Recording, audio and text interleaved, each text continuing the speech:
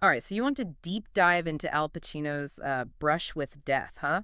Well, buckle up because it's a wild ride. We're talking COVID-19 back in 2020, and we've got three articles here that paint a pretty intense picture. Yeah, and what really struck me was how quickly everything went sideways. I mean, this was early days, right? COVID was this big, scary unknown. Nobody really knew what to expect. Right, total panic mode. And the Sky News article doesn't hold back. Pacino's at home, he's got the fever, the dehydration, all the classic COVID calling cards, then bam, he collapses. No pulse, the whole 9 yards. Can you imagine being one of the paramedics or doctors on scene? It was like stepping into the unknown, every call. Totally. And speaking of unknowns, Pacino said the arrival of six paramedics, two doctors, all decked out in hazmat suits, was like something out of outer space. Even for a guy who's lived 1,000 lives on screen, that's got to be surreal. He talks about that in the Independent article, yeah. Yeah. But you know what I found interesting? He's not even sure if he actually died. He actually says, if I was dead, I fainted. Hmm. Like, even he's not sure what happened. It's like what even defines death, right? Especially in those situations. Exactly. And that's why these near-death experiences are so hard to really pin down. Scientifically speaking, everyone's experience is different. So then what is going on in the brain during those moments? Well, there's some theories out there. Some researchers think it could be oxygen deprivation, Yeah. messing with brain activity, causing those weird hallucinations. Aye, yeah. Others think it's more like the brain's trying to cope with this huge trauma, so it creates a story, a narrative that makes sense of what's happening. Makes sense. But how do you explain the stuff that people from totally different walks of life describe? The white light, that kind of thing.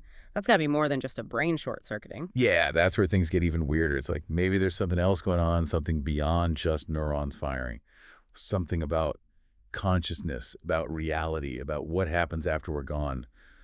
Big questions. Big questions, no easy answers.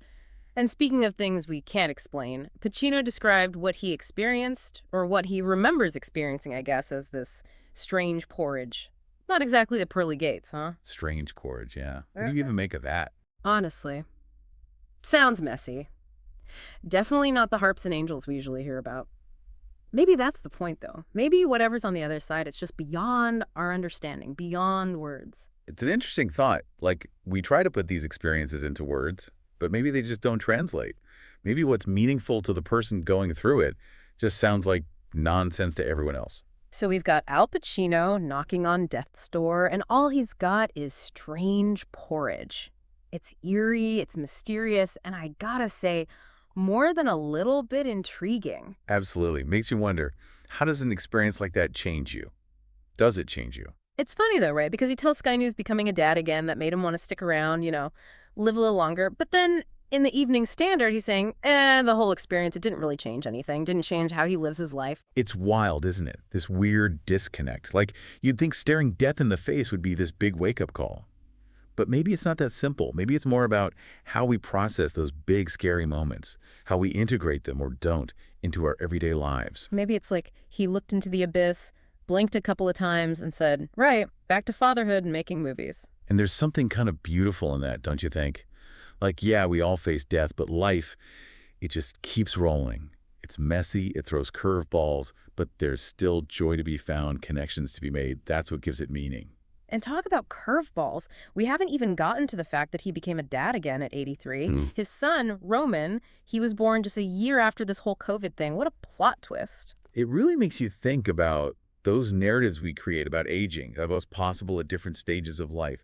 Here's Al Pacino, defying expectations, finding new love, new life, even as he's approaching what many would consider, the final act. Totally. And to think he's navigating fatherhood now with his near-death experience so fresh in his mind makes that whole wanting to stick around longer thing hit a little different. Right.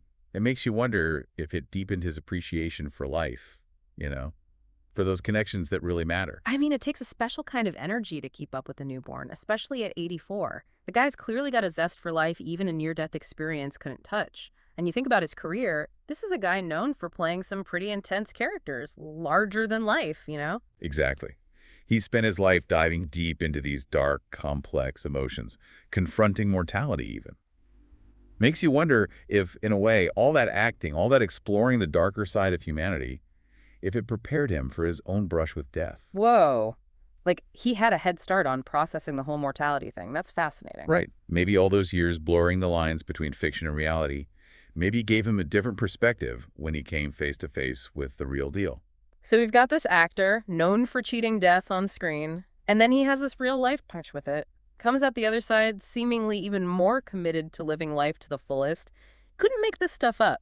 You really couldn't. And I think that's what makes his stories so powerful, so relatable.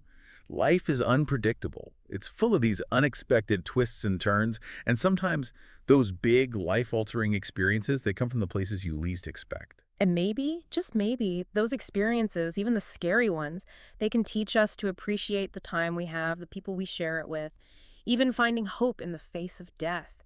If Al Pacino can do it, maybe there's hope for the rest of us, right? Absolutely. His story is a testament to the resilience of the human spirit.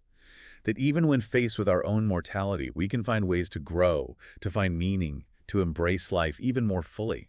Which brings us back to that strange porridge. Such a strange way to describe, well, whatever's on the other side. A real head scratcher, isn't it? Maybe he wasn't going for a literal description, though. Maybe it was more about trying to put words to something that's just beyond words. Maybe. Or maybe it speaks to the limitations of language itself. Like when we try to talk about these huge existential concepts, words just fall short. The afterlife, this strange porridge, maybe it's just beyond our ability to truly comprehend, let alone explain. So even Al Pacino, with all his talent, all those words at his disposal, even he's left speechless by the great beyond. It's kind of humbling when you think about it. It really is.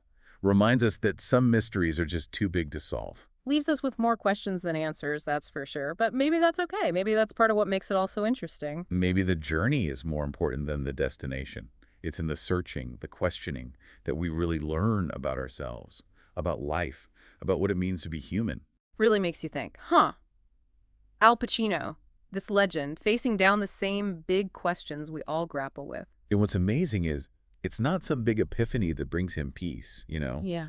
It's the simple things. Being a dad, making movies, just living his life. It's like maybe those are the things that really matter in the end. The love, the connections, those moments that make it all worthwhile. Maybe that's the legacy we should all be shooting for, near-death experience or not. Couldn't have said it better myself. And it takes us back to that strange porridge, doesn't it? Maybe that was Pacino's way of describing something that just can't be described. Yeah, like how do you put words to something so big, so unknown? Exactly. Maybe the afterlife, this strange porridge. It's not about harps and clouds. Maybe it's about those things that truly matter in life. Love, connection, being present with the people we care about. Wow, what a thought.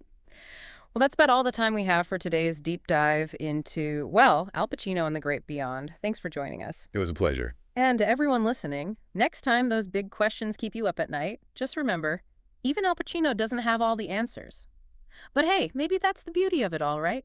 Embracing the unknown, the strange porridge that makes life, well, life.